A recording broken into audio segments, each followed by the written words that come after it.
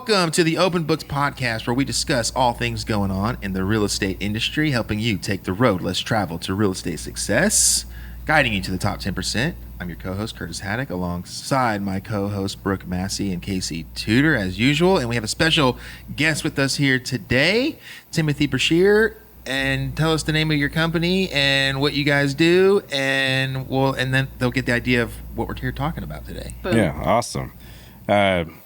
Practical Preparedness is the name of our company, and we do all things preparedness management in regards to safety, not mowing people's grass or cybersecurity. Has somebody confused your company for that? Last week, and I'll leave the place nameless there where I was at. They said, "Oh, so you like come in and you take care of like gutters and secure the grass?" And I was like, "Secure the grass?" How did they get that? I was like, "What do you mean secure the grass?" Well, make sure that it doesn't get down the drain and come and make sure. I was like, I'm not sure what type of preparedness that is, but no. I was like, how much money is in it? No. I said, I'm so confused though. Like, why would they think that? I don't know. And they own a plumbing company. So now was this and why would gutters and grass? Was this after you even gave your spiel? It was. This was after the leadership network ended. And they came up and asked this question. And I was like, sure, we do that. I'm still trying to relate gutters and grass. So you know what I may say next time? Yeah, here's my card. Give me a call. Make sure you write the check beforehand. You know, go that direction. Beforehand. Yeah, I'll help you prepare for anything if you just write me a check. You know, we're prepared for a drought, right? Exactly. Yeah, anything that's practical. And I think that's the part she took. A lot of people get stuck on the practical part. And so they add that in. Okay, well, this is practical, so you could help me with anything. I mean, probably. Interesting. Okay, well, tell us why practical preparedness so that people understand then. Absolutely. So practical preparedness, we deal directly with safety in your environment, in your workplace, in your school, at the malls, wherever you're going. So it's not just safety. It's not just safety in the sense of a security guard or a bodyguard. It's preparing you to be safe with your family or your friends so that you have tools in your pocket that if emergency arises, that you can handle yourself calmly under stress. Okay, I like that. I love that. Under stress, too. I like to highlight that. Yeah, so. I mean, and I think that, you know, one of the things that I've taken away, because we have taken one of his safety courses with our group of agents at our brokerage, and one of the things that I think is so important is we know this with all sorts of things. Like, I mean, I like to give my sports analogies. Like, you know, when I was playing basketball, I could not be a good shooter if I did not go to the gym and shoot, you know, hundreds, thousands of shots to get the muscle memory and, you know like the distance, you know, how much arch do I got to put on it, how much, you know, so when you take rotation, that like stressful game-winning shot, right? You know exactly what to do. Well, and my coach used to say when we were like just, you know, practicing shooting, he used to say like game shots at game speeds. So like don't be, you know, shooting from half court all the time. Like don't shoot shots that you wouldn't normally shoot in the game, and make sure that you are going at game speed, not just, you know, kind of being, you know, lazy with it and just kind of just throwing it up. You gotta get yourself in the mindset of, okay, someone's chasing me, someone's hands are going to be up, you know, the clock is running down. You know, you got to go through all of that in your head when you're you know, practicing or preparing for a game. Yeah, absolutely. And so that muscle memory is it comes in handy, you know, when there are times of stress and things like that. And so one of the things that they have said is that, and I don't want to butcher it, so is it that your body cannot go where your mind has never been? Is that what you took his line? Hey, no, but yeah. So if you go to our website, practicalpreparedness.us, on the front page it says the body can't go. So the body can't go where the mind hasn't been. Okay. Yes, so it's in like, so there's a couple of different slogans that we have. One is, if you can't do it slow, you can't do it fast, because we also train people in hand-to-hand self-defense. Or people will say martial arts, but it's beyond martial arts because ours is more martial combat, but in the defense sense. So if you can't do it slow, you can't do it fast. And then one that we'll probably reference throughout this podcast interview is you don't rise to the occasion, you fall to the lowest level of your training, which goes back to what you're saying, the basketball metaphor, right? In that instance, when the adrenaline's pumping, if you can't do it slow, you're not going to be able to do it fast in that game speed, right? Which is fast. And then you're not going to rise to the occasion at that last shot, right? You're not going to rise to the occasion if you have someone that approaches you and say comes through your front door. If you've never thought about that scenario, again, that references back to the body can't go where the mind hasn't been. What would you do in that situation, right? So what would you literally do? I don't know, or I've trained to do this. Okay, well, that's good, because if you've trained to do something, that's what you're going to fall back to, that muscle memory. So, yeah, good analogy.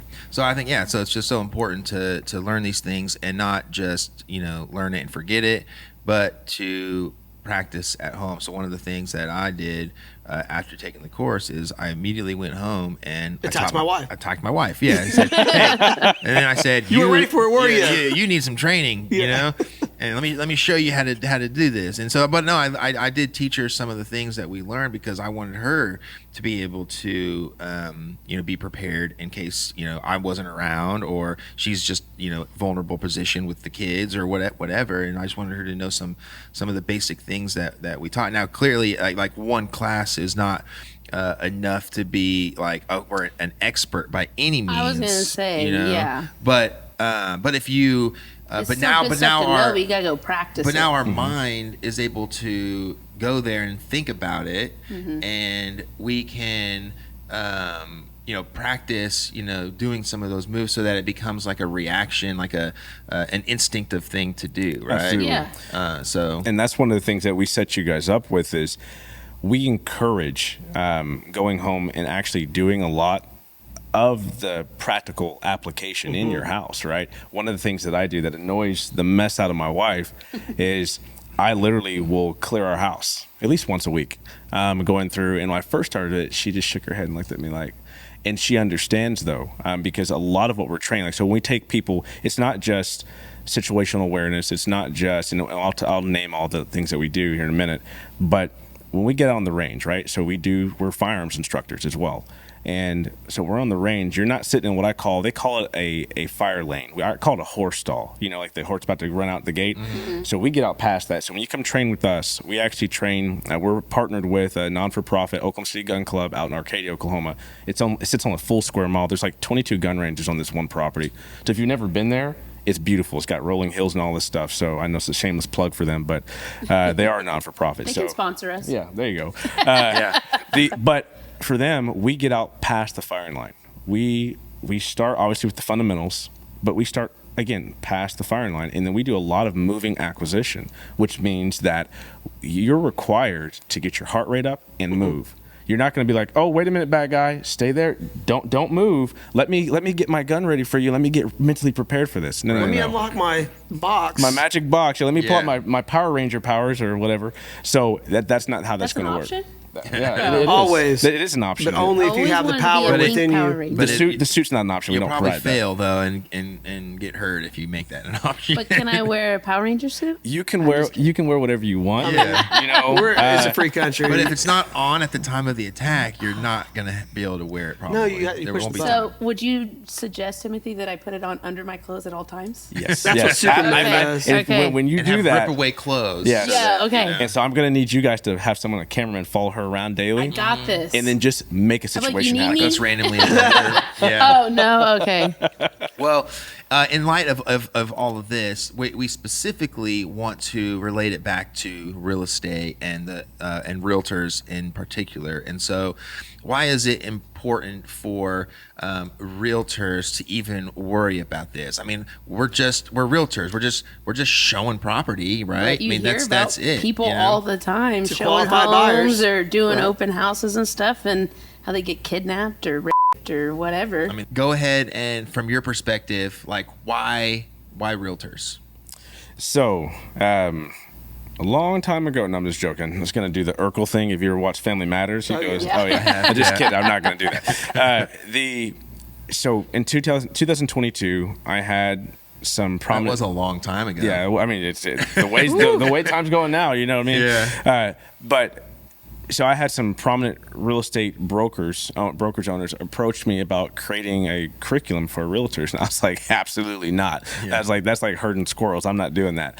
And then, Hey, we get it. It's okay. I I have a lot of good friends. In fact, one of our good friends, Michelle, has been my realtor for a long time, and I told her the same thing. It's like herding squirrels. Like, you guys, your attention span, like, here, but that works well. You're like, here, what, go. Oh, yeah. Well, you have to be a squirrel to be in real estate. Which, in turn, I'll get to, actually helps you with the art of situational awareness. But we'll talk about that in a minute. Ooh, okay. Yeah, so yeah, keep that fresh in your mind. I was like, I agree with that already. So when I start seeing more of the how realtors operate, and sitting in an open house, and actually, because I everything we do, I've put myself in that situation to see what it feels like, because we have to. It's, we're a think tank. We have to be able to create that situation.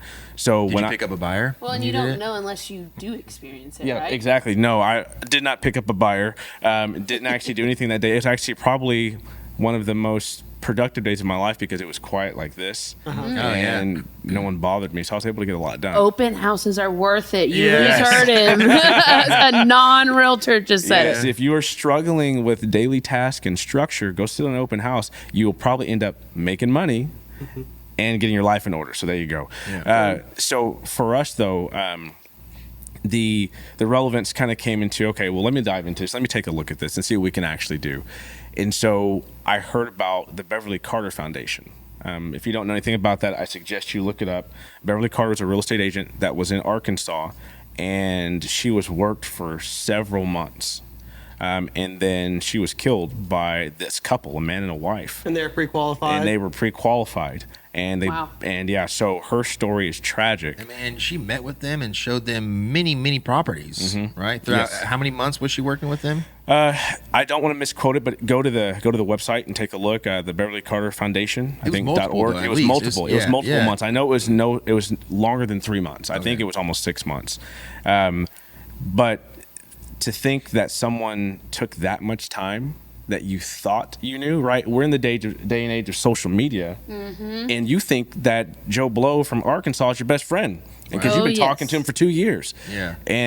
But you don't know. I mean, Well, now, and if you don't know this, then yeah, we can go look it up. Did they ever determine from the people who did this to her, was this premeditated like the whole time, or was it an act of just randomness when it happened? Oh, that's a good question. so from the story that I read off of their website, it was premeditated. Okay. Now, can I say it was premeditated? Sure. I didn't read anything that's on there that said it was, Right. but I also didn't read anything that would negate that. Sure. It didn't say nothing on there said this was just a random act of violence. Yeah. The point is that you just never know, and you need to be prepared at all times. Exactly. It could be someone that you've been working with for 6 months, and whether it was premeditated or a random act, you would need to be prepared for both situations. Well, and I think most people think too it's just one usually individual that may come after you, but that's a husband and a wife, and they're pre-approved. Well, right. Right? Or they're And so many scary, agents have a are like, I'm not crazy showing homes background. till they're pre-approved. Well, sounds like you need to take another extra step at that point. You can get a pre-approval on, well, I'm not going to say it, online with Yeah. with any lending You institution. could Just get a like pre-approval with Microsoft Word. Well, That's true, too. I usually do Yeah. more anyways. If I get a pre-approval and it's random and I've never met that lender, I'm usually calling that lender anyways, Yeah. and protecting myself that way. Has this lender talked to this client? Have they ran their numbers? Like, how in depth that they had a a driver's conversation? license, So that too. way I know, and now the lender and stuff. Yeah. Like we're in sync together. And the reason they're called con artists is because they build your confidence. And trust. They gain trust. Oh, interesting. Yeah, so they gain your trust, and then that's when they take advantage of you. Absolutely. And from what I read on their website, she, beautiful lady, blonde lady, the pictures of someone who looks like what success would look like in the real estate business, nice car, all this Got stuff. money. So she was Perception. fully profiled. So if you think about that, they did profile her. So yeah, absolutely, that's premeditated right there. So they profiled her before they decided to do this. So for me, just what all of you just mentioned right now, right? That means that all these steps I start seeing still start coming together. I was like, wow, this really is an issue. So then I did get with a well-known guy that you guys know, Peter Levinson. And You better be a sponsor now. Yep, yeah, exactly. Now, actually, Peter needs to come on. Tell him he needs to come on. Peter, I'm telling you right now, this is your boy talking. I know where you live and I know where you work. you need to come on this thing. He's practically prepared. He said he would. He said he would. He would, Yeah. and he's got a great Yeah. story. And he's a former. Yeah. Don't say former. He's a retired Marine. Yeah. So a lot of people don't know about him. So, but when he told me that they've walked into homes with squatters, one of the things that he shared something with us as well. He said, when they had their office when it was in downtown Edmond, the day that he was not prepared and not caring. I mean, I won't spoil your story, so I'll let him say it. But this the one day he Yeah. did not carry.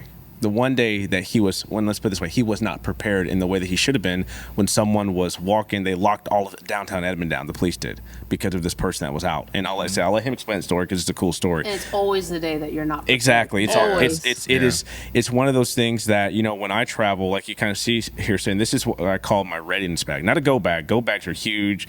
A nuke just hit somewhere and you have to go fall out to somewhere. This is a readiness bag. So this has, if you see here on the front end, it's got shears and a tourniquet, carry tourniquet everywhere. It has Life-saving. very life-saving, and I'll talk about that later. But then we have, I also have, there's a towel. So that's a microfiber towel that dries almost instantaneously. So when you get wet, you sit in the sun, it dries back, and you reuse it again and again and again. But this has different, we have chest seals. I have pepper spray, handcuffs, and not in the weird way. Taser? I have a taser. Have multiple different types of knives. Swiss Army, if you're listening, I want the sponsorship. Okay, I have a Swiss Army in there. We're getting lots of sponsors today. Yeah, we have. We get to We're share making it. sponsors. Absolutely. Actually, I'm just kidding. I really don't care. I just want to educate people. well, and you know what? Actually, if we were going to do sponsorship, you should reach out. North American Rescue. You are one of my partners and sponsors. So, hear this and sponsor Bricks Realty. Yay. Or Open Books. Open Books podcast. is Or Open what- Books podcast. that Both one. ends. Or both. Or And both. Bricks You Realty. guys Yeah. collaborate together and make it happen. Appreciate Ooh. that. So, and here's the deal. Actually, you never know. Just reach out. Yeah. If what you're doing really resonates with them, they'll do it. So, That's cool. But then to get back to what we're talking about, so on the real estate side of that, yes, it is a market that is untouched. And so I started interviewing realtors, and I say interviewing, having a conversation would be Sure. more or less what we call it. A lot of people carry. And they carry firearms, they carry mace, they carry something. I do. And so it's like, so my question is, well, how would you use that? Oh, well, if this happened, and then they pause because they really, again, they never really thought about that. Yeah. So if I'm coming at you full speed and I have a knife, that means you At got. what point do you pull it? I'm Like, do you fired. know At you're what- going to pull it out? And are you ready and to you do talk that? about the distance that it takes to close.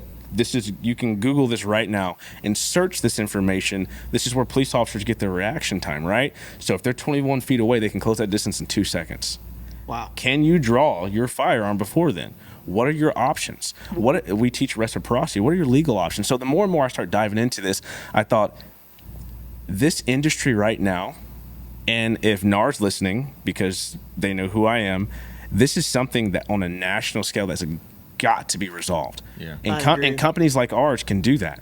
And you have brokerages and real estate as a whole that I started noticing you're putting your people in harm's way with thinking that you're safe because you just have a tool. And we call them a tool because a tool can be a bat, right? But if you don't know how to utilize what you have, what good is it? Right. And so therefore you have what we call liquid courage, or that social courage where people get on, they think they run their mouth and they say stuff and they think they're brave. So, but now you have that in reality, right? Where you think that, oh, well, I've got this tool, so I'm safe. Yeah, it's like a safety blanket. It's a false It's a sense of false security. It's like Yeah. your front door. And I'm Yeah. sorry to scare everybody right now, but that front door gives you about 10 to maybe 60 seconds to figure out what you're going to do. Yeah, it's one of those things where, like, if somebody wants to harm you or do something, then they're gonna find a way to do it. Yeah, they're going to do but, it. But carrying so I think for carrying a firearm, I think if you're pro gun or anti gun, you should probably take at least one course. Absolutely. And Absolutely. see how you feel then. So Brooke, when we went to the gun range that one time, I brought my AR. Oh, yeah, you and knew I was wouldn't- terrified. You wouldn't touch it. Yeah. And finally, I said, pick up the damn gun and fire it. Absolutely. And I she had to did, watch and observe she's for a like, hot minute. She was like, "Oh, that was fun," because you can't even feel the recoil hardly on that thing. but she thought it was going to blow her arm off. Right. Yeah. She thought it was going to be like a 12 gauge shotgun because everyone has their grandpa took them out to the farm or somewhere. Broke their shoulder. And broke their shoulder because they gave you a 12 gauge shotgun. See, You're like, I didn't have any of that. See, that- I just grew up with guns are scary. yes. Yeah. And, So- and you know, that is a huge narrative that's out there that we're actually trying to change. Because here's something we'll say. We don't think guns are meant for everybody. And what do we mean by that?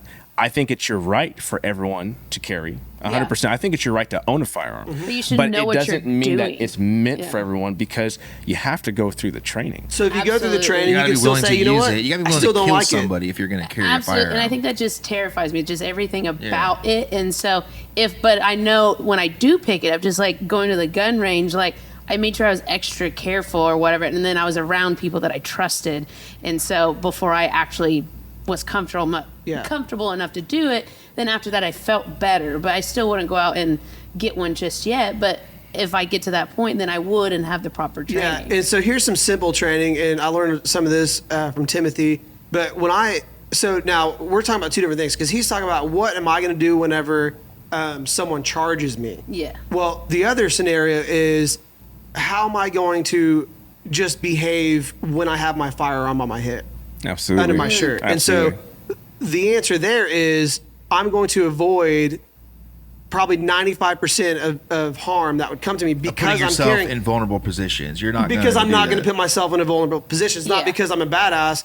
It's because I'm not going to bend over while I'm cleaning my car out with my gun exposed. So now I'm like, oh, someone could attack me from behind. But if I'm not wearing the gun, I may not be thinking about that. So Absolutely. you're almost using it as like it's like the last Well, not last even resort. not even almost. just the last resort. It's just It's a mental- situational awareness. You Yes. are now mentally thinking about it at all times, as opposed to just going through life and not thinking about Absolutely. the It just other- be like I have it on my hip. So and the other I have side it of on. this absolutely. is you notice if you ever see a police officer inside of a restaurant, you never see the back of his head.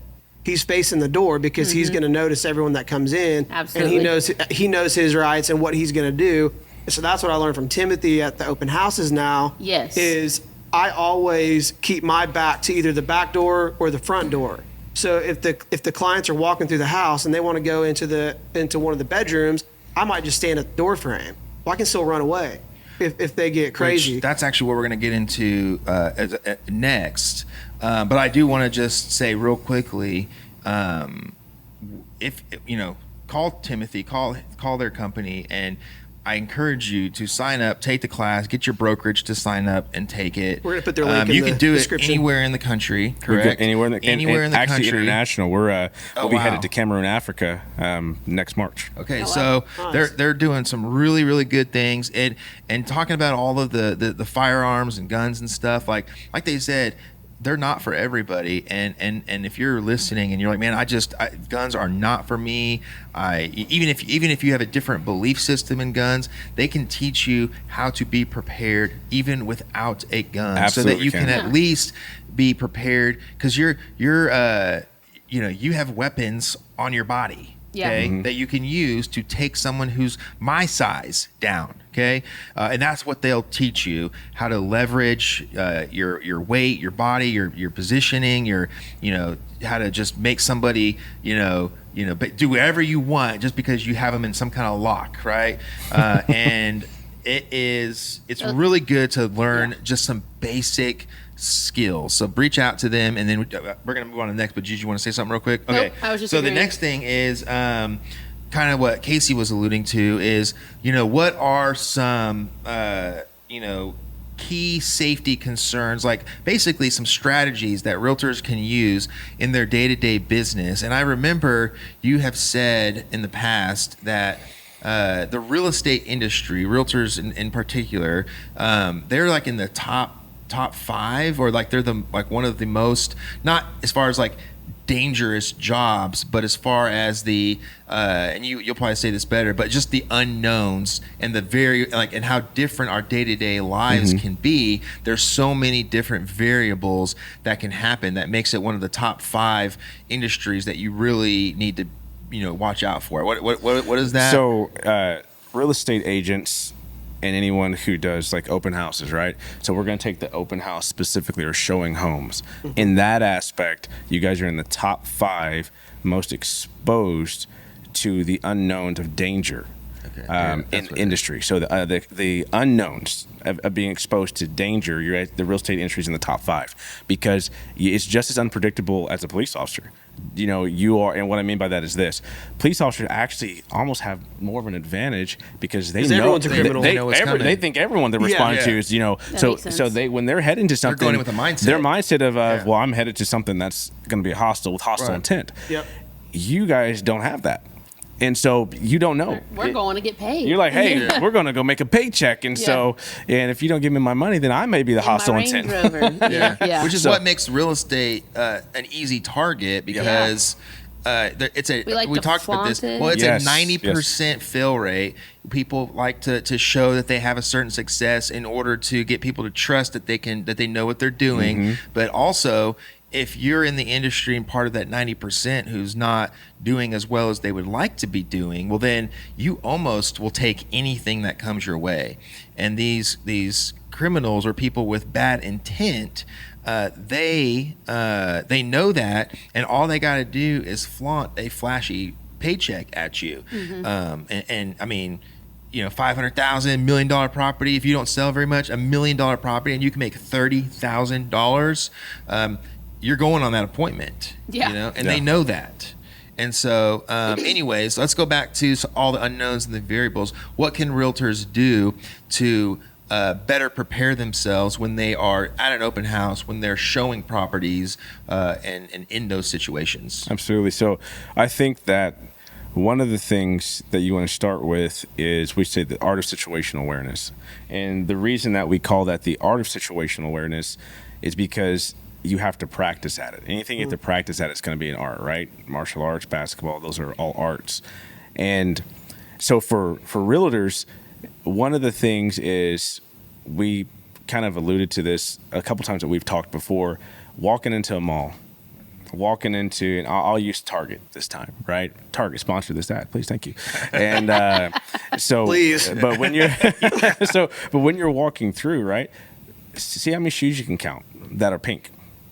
How many shoes you can count that have laces on them. Then work your way up. How many shirts that people have on that are green or white, that have buttons on them, that don't have buttons on them? How many people are wearing hats? How many people are wearing sunglasses? That should concern you. Why is someone wearing sunglasses inside of a store? And in Target, you see that stuff. In Walmart, you see that stuff. But then it gets your mind thinking, right? Wait a minute. It's cloudy outside today. Why are you wearing sunglasses into the store? Mm-hmm. So I'm that person. Yes, I knew it.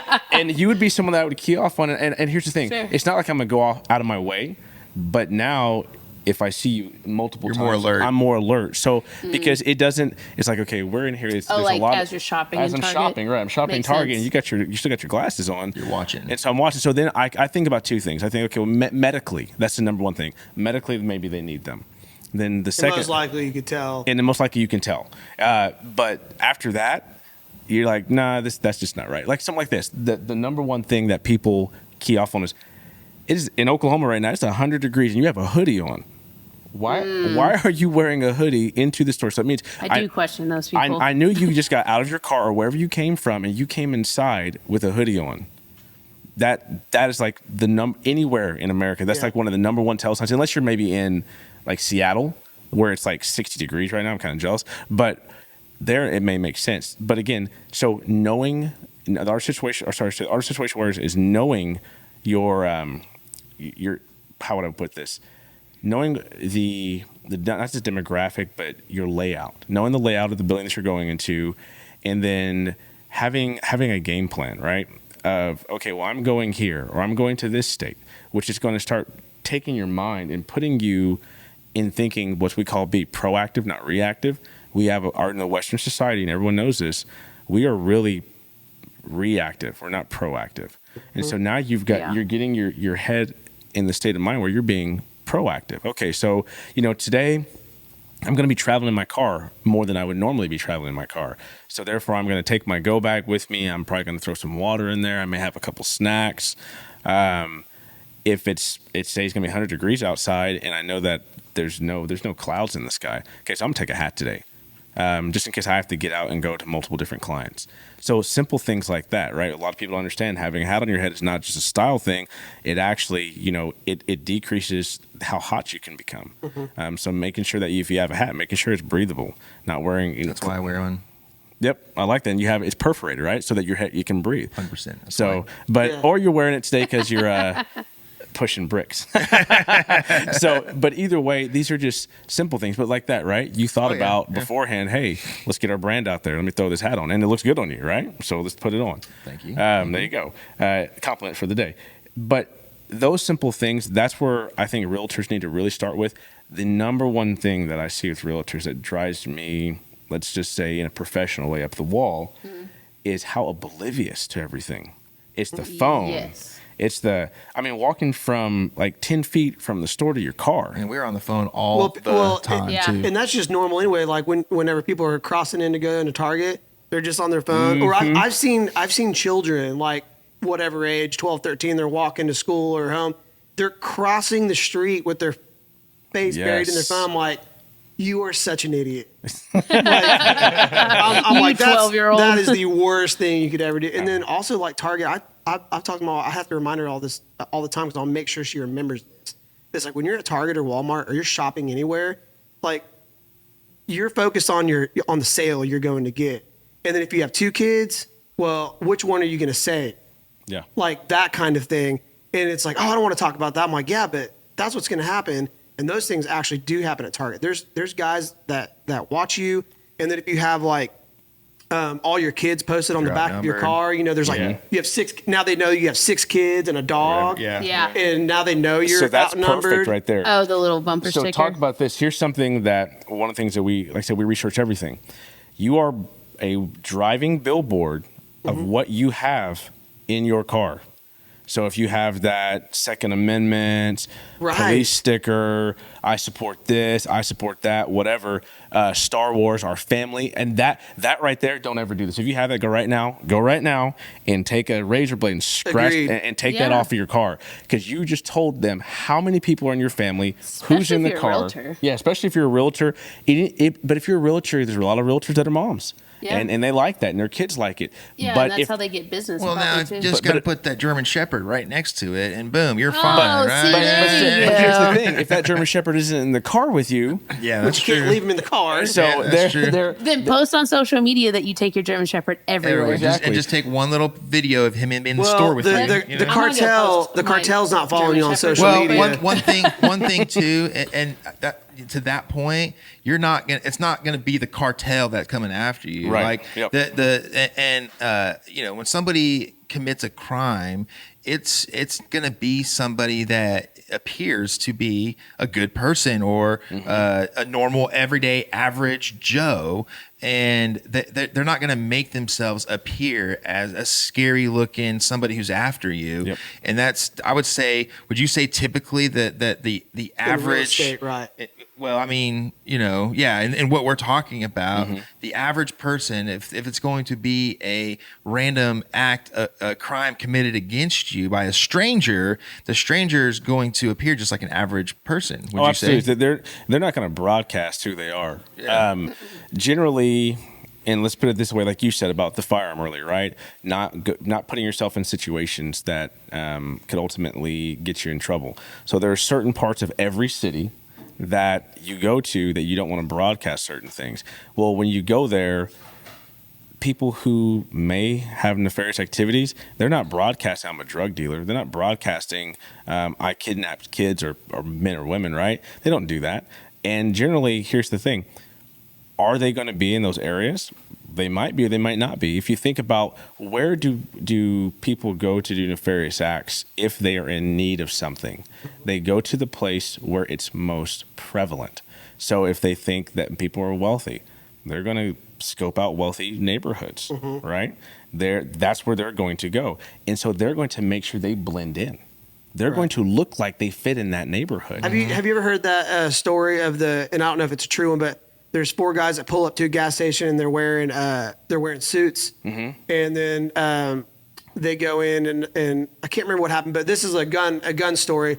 And long story short, they were the bad guys, and the 4 undercover cops were looking like homeless guys, and they started getting into an altercation, and the hero comes out and starts shooting the police officers because he thought they were the bad guys. Wow, I haven't heard of that. Yeah. So the point of the story was, if you're carrying your weapon, you protect yourself and yourself only, and don't involve yourself in other people's. Absolutely. Yeah, You know, don't. there's another one about a husband and wife being kinky in the car. And they had a knife, and they're pretending, doing whatever, and someone just popped the guy through the windshield, and he went to jail for life because he shot someone who wasn't actually endangering anyone. That's and so perception is reality. Yeah.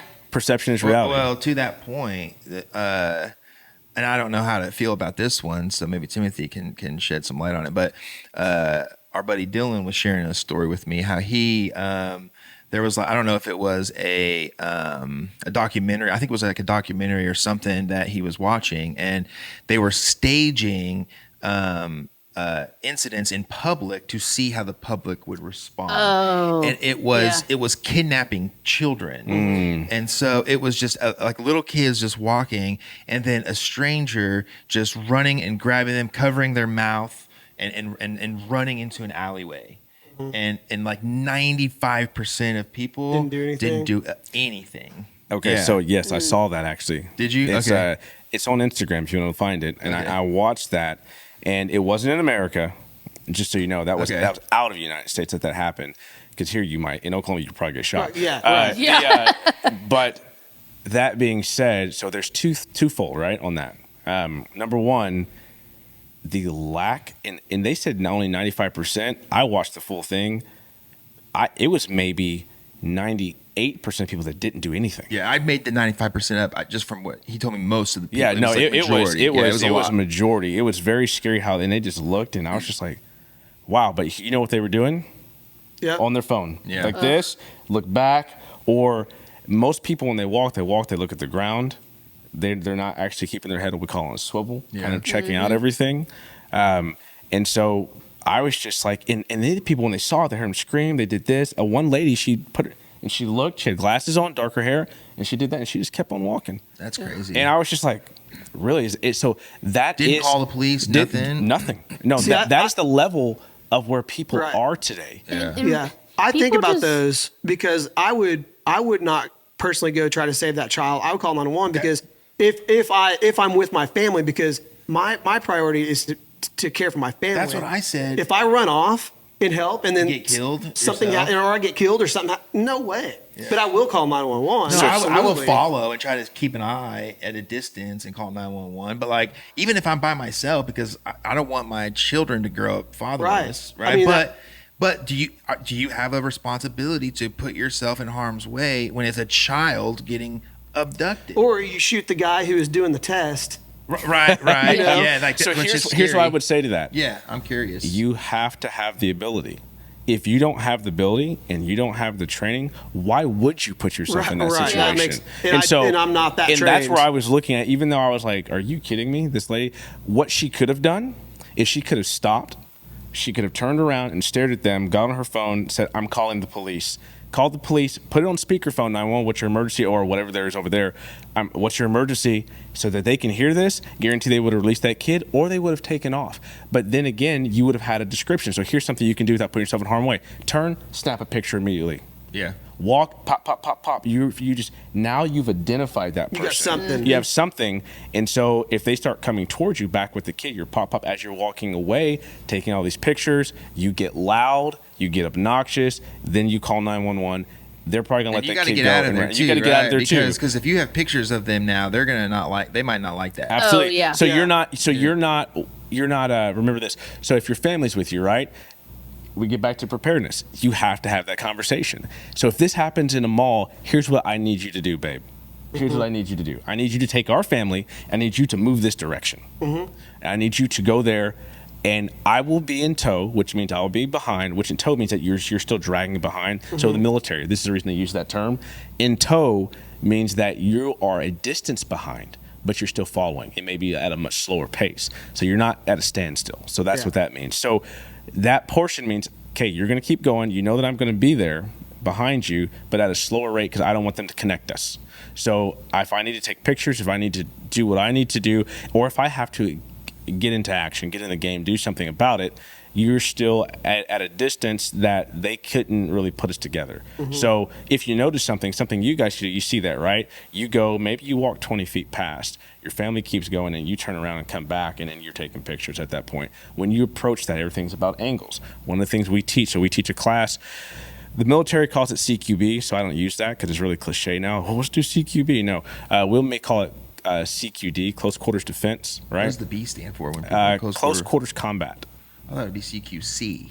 CQC. One of those things, bro. Yep, CQB. You'll never Close understand. quarters combat. They use it as the B. So His logical brain is hurting. Compact. yeah, Yeah. he's like, what? So, but it teaches you angles. It teaches you like what we call thresholds, how to enter and make a breach entry, kick doors, like Marines kick doors and stuff like that, and how to get the angles to not get in the room, but clear most of the room before you enter the room. Well, so when you're doing that on the approach, when you're coming back, if someone's in an alley, you don't walk right up on the, like, so I can see people thinking this right now. Well, I'm gonna get as close as the wall so I can sneak.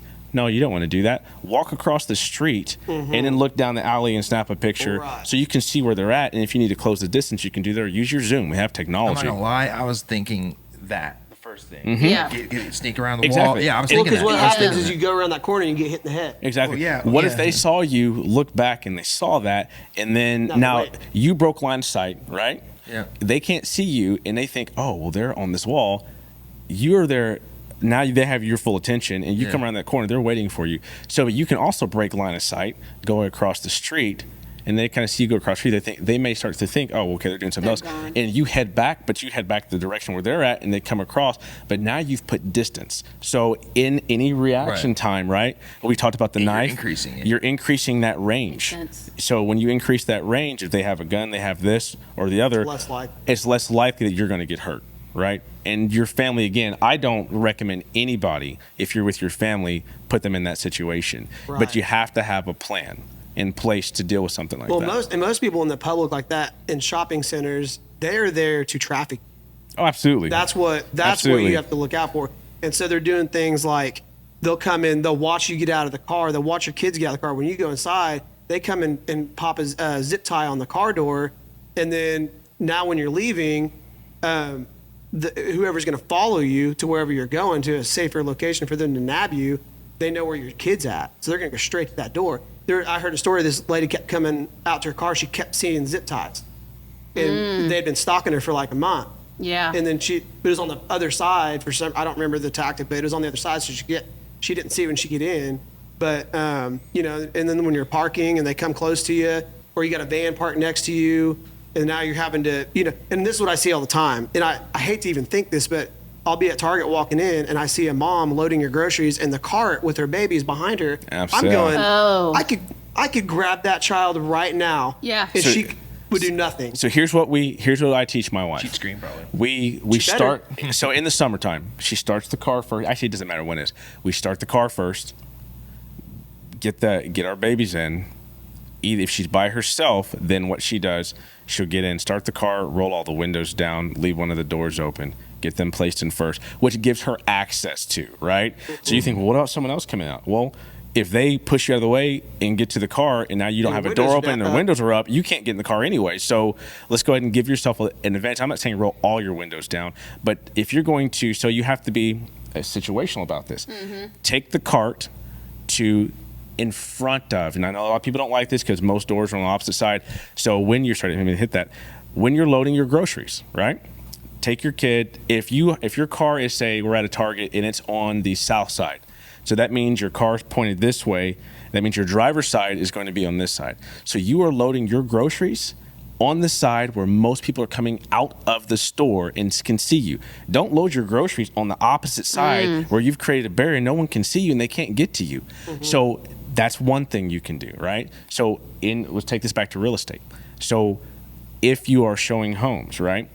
If you have someone who's following you, one of the things we talked about putting in place is having that buffer of, I'm going to go ahead, and head to the next location. And so you may get out in front. Or if you're going to meet someone, you need to get there, like, well, Tim, or, I can't get there 5 minutes before they can. Okay, well then you can do this. You can say, hey, I'm going to go ahead and check everything. If you don't mind, go ahead and please, and we talked about this in that when we did that, go ahead and wait in your car for me, and then I will come back and get you and we can come in. You don't need to explain to them why. Again, you're the subject matter expert, right? You're the professional. You're the professional. So they are listening to everything you have to say. Okay, well, and they're not going to think, well, what are you searching there? What are you doing? Okay, well, they're going to get this place prepared. Honestly, who cares what they're thinking?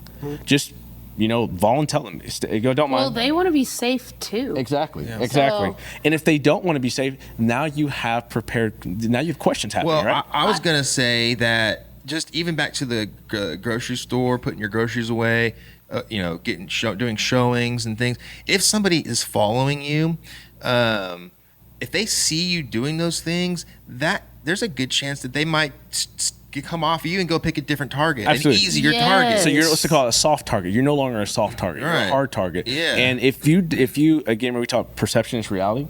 So if you don't look like a soft target, they're probably going to pass on you. Think about in the predatory world, even a great white shark, right? They go after soft targets. So when they attack a seal, they attack from below. It's why you see all these crazy men and women right now swimming with all these sharks, which is cool. They're getting data for us, but it's nuts. But they're showing that when these big tiger sharks are coming at them, what do? They approach from either behind or they approach at an angle. Even when they're coming at them, they're coming lower so they can get that surprise on them, and they're redirecting. But they look like what they said is they look vulnerable. They look like a soft target. Even predatory animals that are apex predators in our oceans know if it's not a soft target, I'm not going after it. So I work hard. Yeah, you don't have to. Exactly. And so criminals have that same type of logic. And I'm not trying to throw shade on anyone who's at that level, but you are a low-level thinking human being if you're going to bring harm to someone else. It's just the truth. Yeah, I agree. So that means that you're thinking out of survival mode, right? And so I think that that's something that these simple things that realtors can put in place in their day-to-day lives, That's simple. That's why I want to point out, people always think you have to have something big. Like if you have a gun or mace or whatever, that's a big thing. But usually half the time, if you do very simple things and just stay aware of your surroundings, absolutely, you're going to be safe. We just said it. If you're now not a soft target anymore, they're going to go pick somebody else just because you took the time and loaded your groceries on the different side. Or you told, you left the door open, or you told your clients, hold on 1 second, let me go check inside really quickly, and then come back out. Those simple things go a long way. Yeah, and you can't but the thing is, you can't do any of those things until you can admit to yourself that you are vulnerable. Right, absolutely. And you're not invincible. We tell law enforcement, anyone that comes in training with us, check your ego at the door. Literally. You guys can have some stuff up in here. We're going to put up a sign that says check your ego at the door, because I don't have time to waste with people with their ego and stuff. You came here to learn, right? Okay, so let's be a student. Right. Even if I go over stuff that we're going to get to something you probably don't know, or we're going to talk about something you do know, or reinforce what you do know. Exactly, right. Reinforce it. I like that. I kind of want to add that as a core value. but it is, because you can't. If you can't get someone mentally, there's nothing I can do with you physically. If I can't get you mentally to drop your guard, check your door. And what I say, I'm always a student. I'm always learning. Yeah, man. There's always more than one way to Don't kill me for saying this, to skin a cat, but there's more than one way to skin a cat. Because we can do that. Cats earlier, yeah. So there's more than one way to skin a cat. No one cares. Just don't hurt my cat. No, exactly. There you go. Don't give us a reason to, Brooke. If we have just don't let me know if you do. But if we have to, there's multiple ways we could do it. Exactly. Yeah, just don't let me know that you do it, and I'll be fine. And so I feel like one of the coolest things that when you come and train this, right, you are going to get humble, but we do it in a way that is so subtle you don't know. I like that. And it's because we're saying, here's the thing, we tell you right at the beginning, you're going to mess up. Get that through your head. You're going to mess up, and it's okay. We're going to teach you how to become better. And that's what we do with our training. I think you guys do good with asking good questions too. That makes people think. Yes. Yeah. So because when you ask good questions, that's probably the easiest way to humble somebody. Absolutely. Yep. So because it just makes people think, and you're like, oh well, shit. I was just saying. So would you think just something to keep in everyone's mind is if you feel like, so two things, in the store setting, if you feel like you're being followed, just go either start taking pictures of the person, look at them in the eye, should you tell them that hey, why are you following me? So Should you acknowledge it? Do it like this. I do this all the time. Okay. Use a visual aid. I take my camera, I turn it on selfie mode, flip it around. I've caught myself and the person behind me in the picture. Most people notice that you're doing that. If their intent is wrong, they see this come up like this, they see that flip around, they don't. You could even pretend like you're taking an actual selfie. Yeah, you can go like this and do this, boom, take it. Yeah. But here is a deterrent. I want them to see that I caught them in that picture. Question on so that, that they move on. If their intent is not to do harm, does that escalate? Could that escalate them? So think about this. If I'm taking a selfie, I would rather stop. And you don't want to be in that picture, and you're just behind me, and I'm taking that in Target. You're gonna duck. You're gonna get out of the way. You're gonna be like, now I'm the creep, and you're trying to get away from me. I'd be like, I thought you were following me, so I was making sure you weren't a creeper. I'll delete it right now. Generally, they're not gonna approach you because it pisses them off.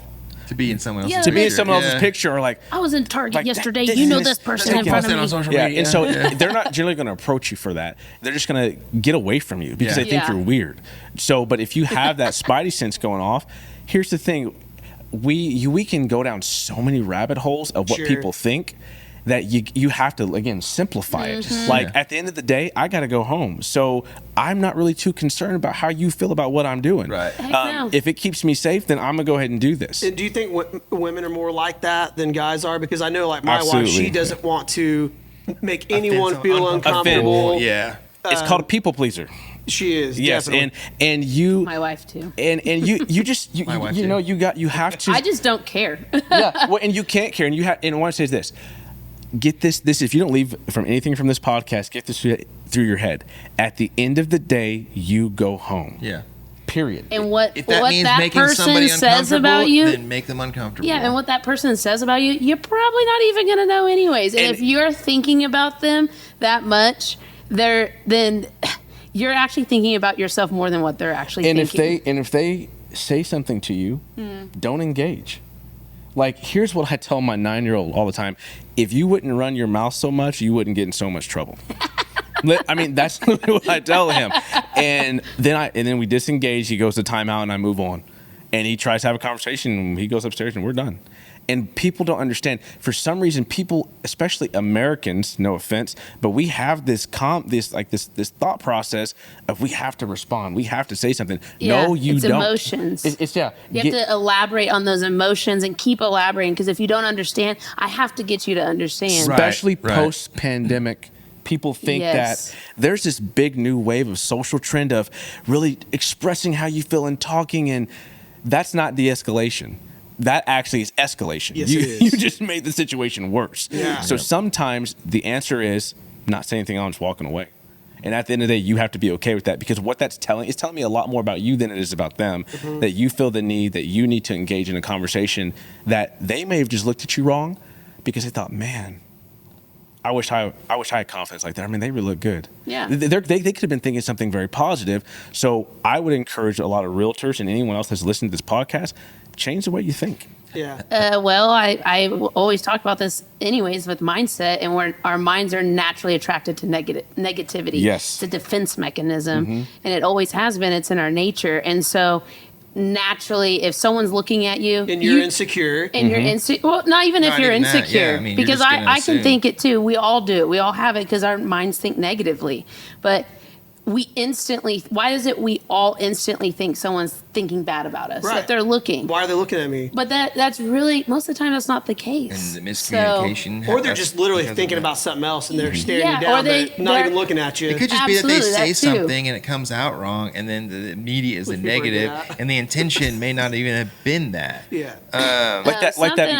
No, go ahead. You go ahead. Well, I was going to try to end it. Yeah, we do have to wrap it. We do have to wrap it up. Have you seen the show Special Forces? Is it on Netflix? I think I don't know. Where they're following them special forces. It's celebrities that are going through military training. Like, they're trying to get them to their breaking point. Do they mustard gas them? I haven't. I've only seen a couple episodes. I don't know. I've seen the Bear, or what's his name, Bear Grylls, or that guy. Not that. It's not that. No, it's.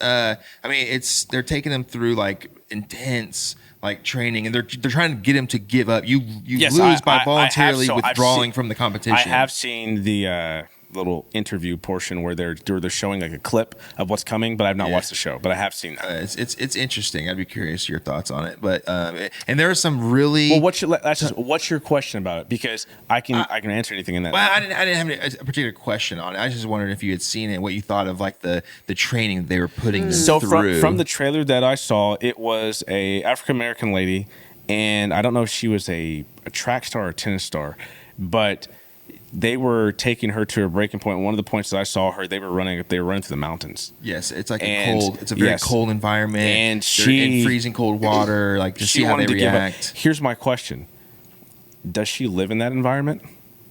Because if she doesn't live there, great. So you just proved to everyone that you can handle the cold and you can handle elevation. Yeah, I can't. But so great. So now I'm gonna put you, and I'm gonna put you, and I'm gonna put you under stress. So unless they're putting elements, it's kind of like our training. We don't take realtors and go train you in the mountains or in an open field. We take you to an open house. I don't know. We take Mine you takes me to Florida. Well, that's probably something completely different. So that's luxury time. But again, so if you're in Miami, if you're in Miami, Florida, right? Yeah. You probably should practice your swimming. You should probably think about, what do I do if this boat sinks? What's in this environment? In Florida, there are lots and lots of sharks. Yeah, and there's octopus. There's alligators, saltwater crocodiles, pythons. More. Yeah, so you have a whole lot more as a realtor in Florida to be concerned about than someone does in Oklahoma. So Oklahoma, you may be worried about the weather conditions. You may be worried about where am I at and what are people are doing. In Florida, you have to be worried about that and all of the natural elements of things that are around you. Yeah. So there are, again, it is, to answer that question, it is situational. I always tell you, everything is situational. I've changed a tire in Florida before, and there was an alligator watching. Really? From the distance. So it was something I was not used to having to watch for. Yeah. Let's wrap it up. Can we? I want to say just like two important things, I think, just as realtors in general, because I think we've already said it, but I just want to reiterate, like, the perception is reality. I'm a big believer. I say that all the time. You can ask these guys. And so if you're a real estate agent, it gets so hard because you think you have to have all the flashy things and prove and show people. And that's how we sell ourselves, right? And biggest thing is we try to relate to people. So we go relate to people and relate to moms groups and stuff. And that's how you get a lot of business. And that's why you have the family on the back of your van and stuff. But just be cautious is Absolutely. what I want to say. Think about those things. Like, you can still do that, but still be smart about it and not put yourself in harm. And then another thing, like us being on our phones all the time. Like, guys, before you're going into a situation, I trust me, I understand. I know I come out of a meeting and I have 70 text messages, 5 missed calls, and I'm going into the next one. You want to take care of it because that's part of the business and it's our money, right? You could potentially lose money. But I promise, if you wait the 5, 10 seconds, whatever, 60 seconds to go make sure you're safe and not just be oblivious and be on your phone. Just lock the door before you're going to make a lot more money because you're going to live a lot longer life at that point, Absolutely. So. And I'll give you my finishing statement for you guys.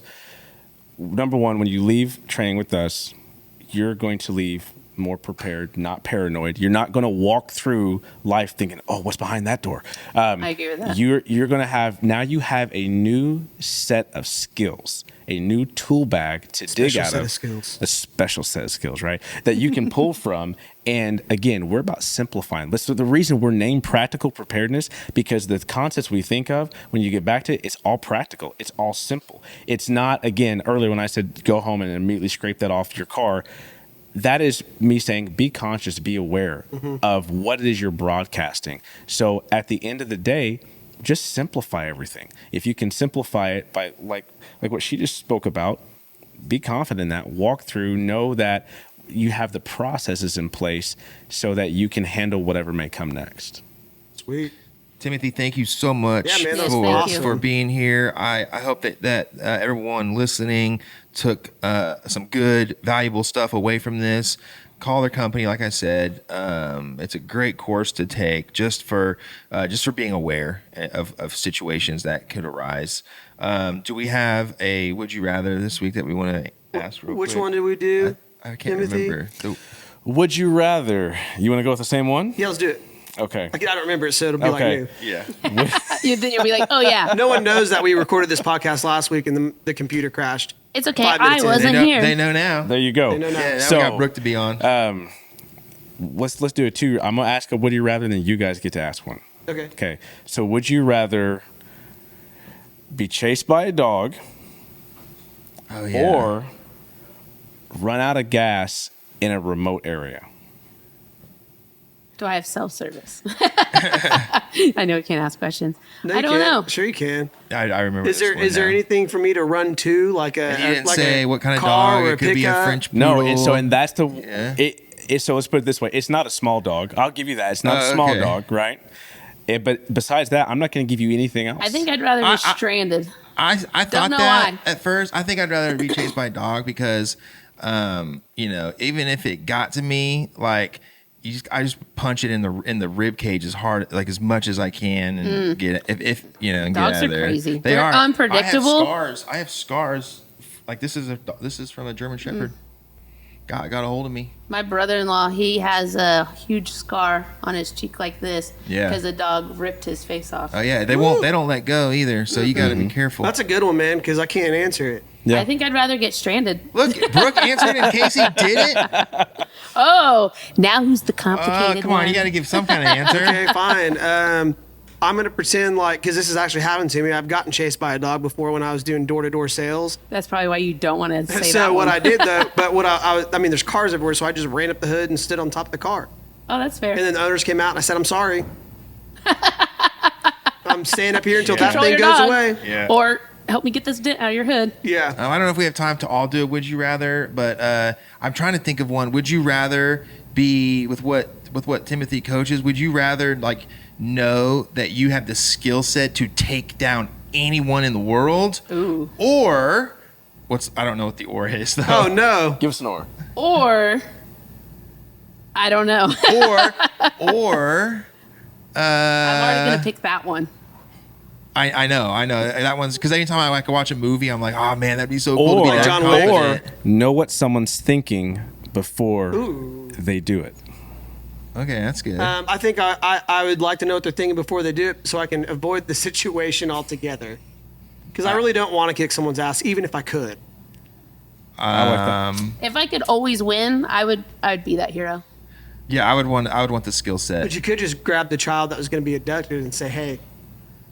If you avoid- knew? if you knew, oh, yeah. 100%. You just walk up to the child and go up to the mother and be like, or father, be like, Don't hey, ask me how I know this, but that don't guy ask- right there but is about to put- steal your child. Yeah, put your child in the car now. No, so there's a movie. It's like a Spider-Man movie called Madam Web, and that's her skill set actually. cool. But people don't want to believe these girls. They don't want to believe her. Like, who are you, crazy lady? So there's not a guarantee that they're gonna just listen to you. So you might end up, Well, being that's able to their say. decision. I tried. I think I would still choose this. I think that would be really cool to have that sense, but I think it would be so devastating to know that's a how good much point. bad there is.